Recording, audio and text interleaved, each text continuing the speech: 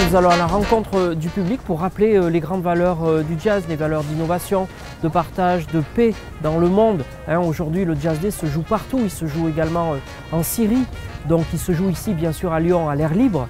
La liberté, le jazz évidemment avec l'improvisation, c'est la liberté de penser, c'est un art de vivre le jazz. C'est la liberté de jouer la note qu'on veut quand on veut.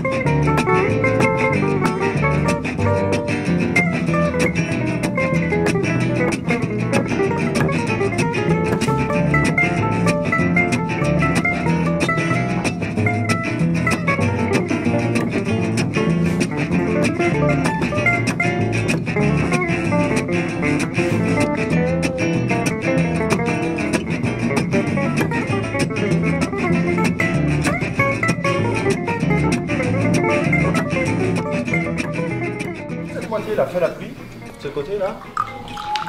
Et là, vous faites le vent là.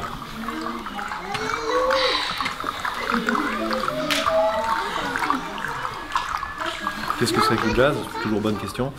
C'est la liberté évidemment, c'est la musique, c'est les racines, c'est le blues aussi, et c'est le métissage.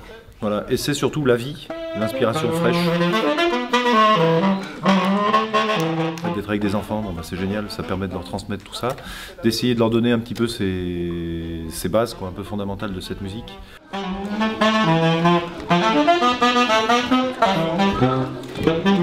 L'idée c'était de les faire participer aussi un petit peu, qu'ils puissent se lâcher et vivre aussi cette musique. C'est pas une musique pour laquelle on a envie de voir les gens qui restent assis et qui restent à oh, tiens, qu'est-ce qu'il a joué, ouais. Bon.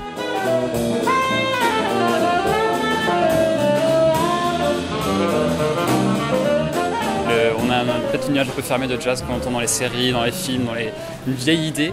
Donc voilà, l'idée c'est de montrer que le jazz aujourd'hui ça peut vivre encore, quelque chose de moderne, qu'on n'a pas forcément eu dans l'oreille, ça peut être une surprise complète, j'avais jamais entendu ça, je savais même pas que c'était possible. Donc c'est vraiment ça l'idée, d'ouvrir les oreilles et de montrer cette possibilité.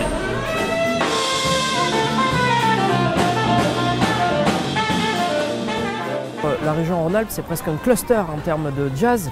Le pôle métropolitain aussi, on a des festivals de jazz comme Avro Jazz, comme Foran Jazz, comme Rhino Jazz, Symphon et évidemment Jazz à Vienne. Donc évidemment il y a tous ces festivals, mais aussi tous les clubs sont unis pour faire bouger le jazz aujourd'hui pour le 30 avril, pour suivre l'appel d'Herbie Hancock, ambassadeur de bonne volonté, de Marcus Miller, artiste pour la paix, de Danilo Pérez. Oui, on est là avec nos amis pour montrer que cette musique de jazz est toujours foisonnante et à quel point elle est importante pour l'histoire de l'humanité.